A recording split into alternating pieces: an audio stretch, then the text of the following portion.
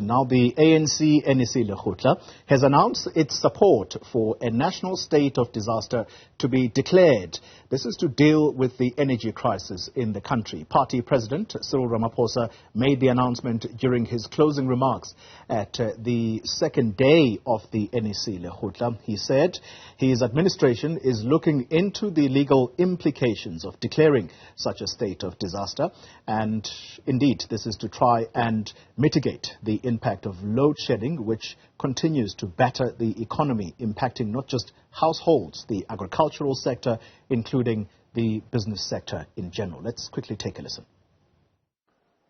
There was talk about the declaration of a national state of disaster, like what we did when we faced COVID-19. And there's broad agreement that we should move in that direction.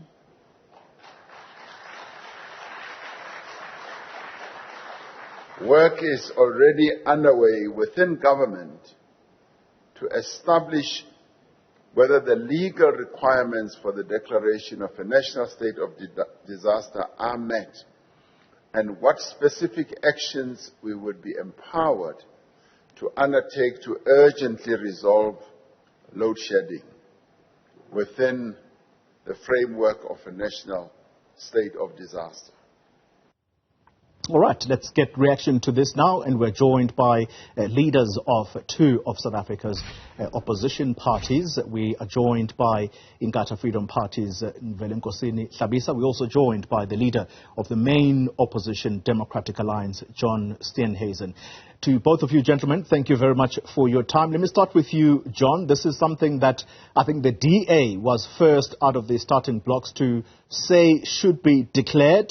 Do you feel vindicated as a party that it does seem that government is going to move in this direction? Good morning, Xoli, and Sabona Mhlonishwa to Mr. Hlabisa and to the viewers as well. It's certainly a step in the right direction, but we need to have it fleshed out, Xoli. You'll recall the DA called for a ring-fence state of disaster around Eskom specifically. What we don't want to see is another return to the coronavirus command councils, where the democratic institutions of the Republic of South Africa are bypassed and all power is put in a little coronavirus command council again.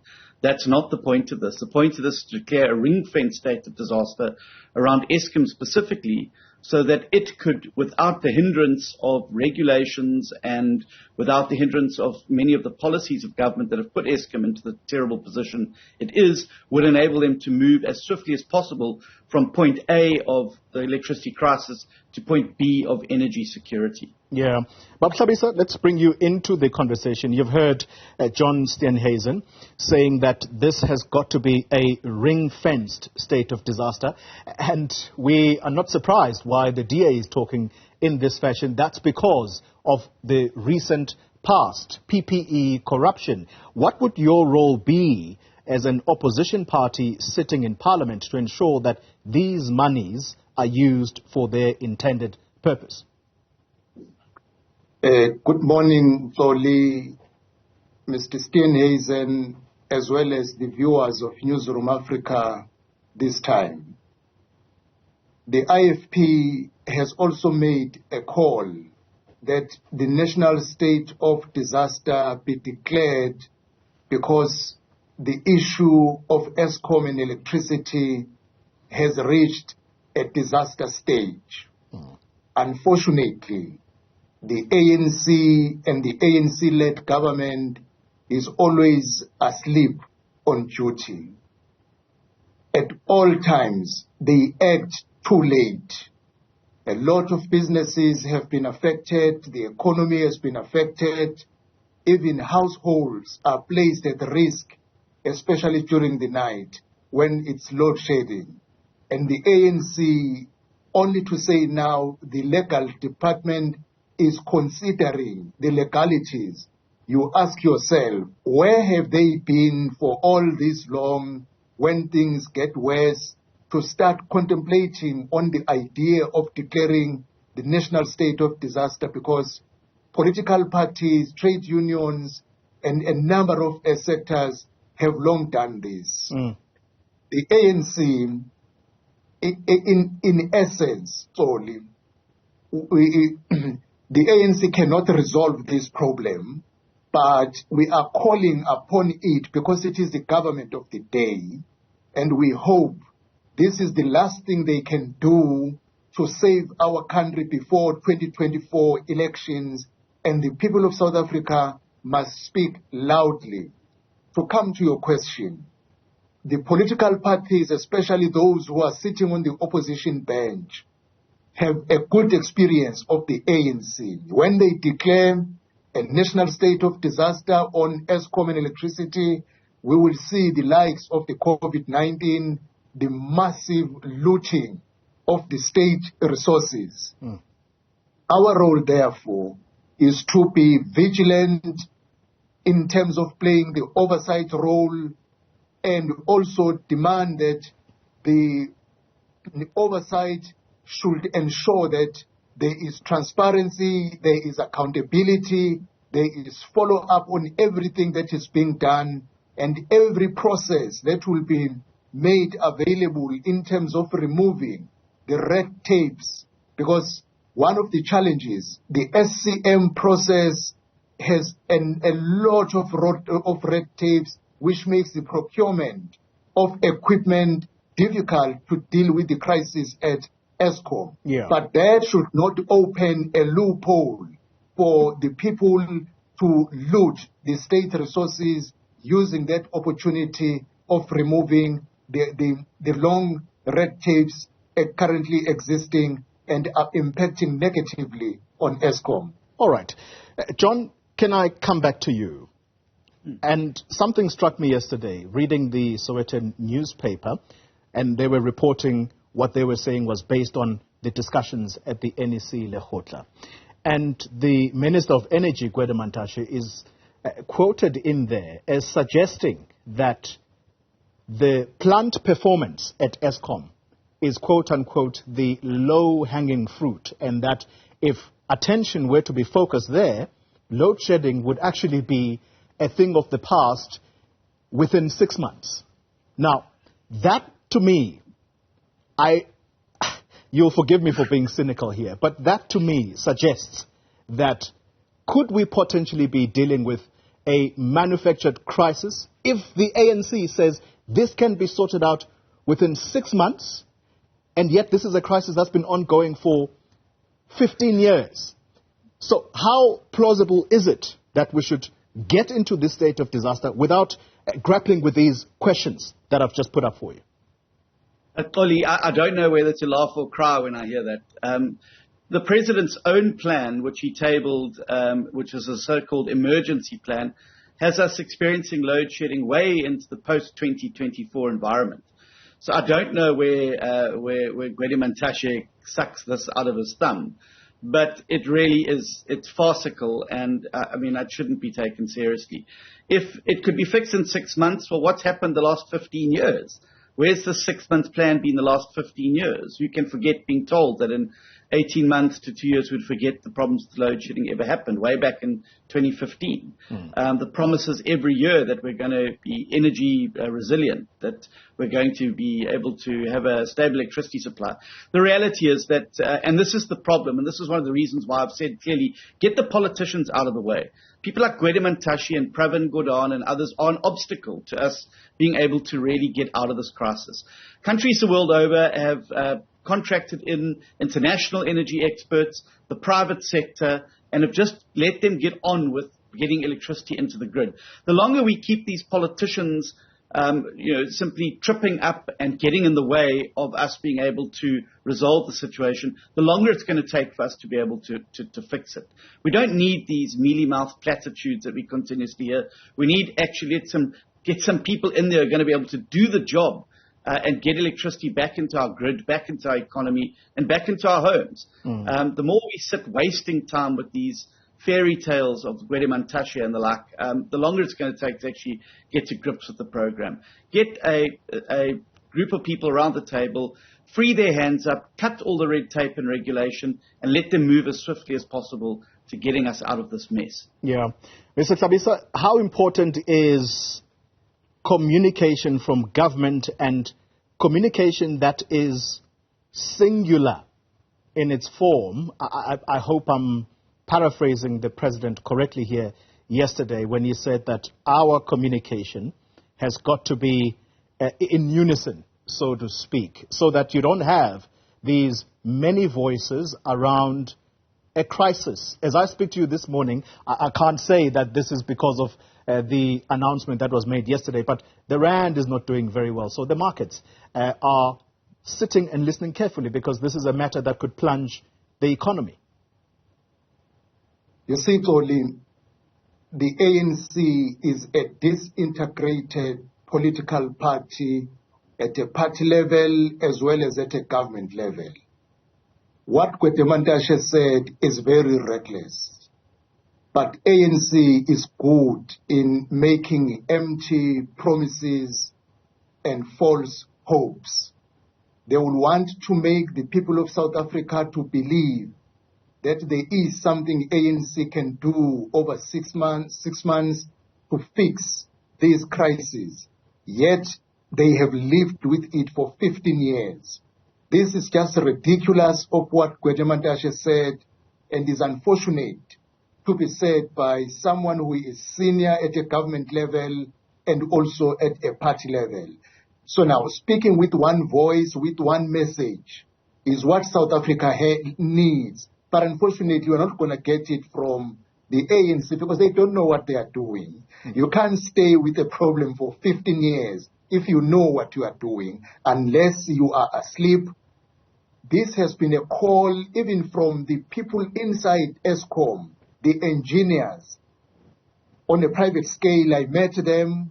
They did indicate we are raising to the government that remove the red tapes because it costs the country and it delays the equipment, allow the suitably qualified engineers to point the direction, and when it be, outsource help from neighboring countries, foreign countries, people who are experts in dealing with these crises at the shortest possible time. Yeah. If ANC was awake, this could have been resolved long ago, not what Kwetemantashe is saying. And the ANC, whatever promise can do now, it's going to be an empty promise and a false hope, just to keep people believing something is going to happen while we are approaching the elections.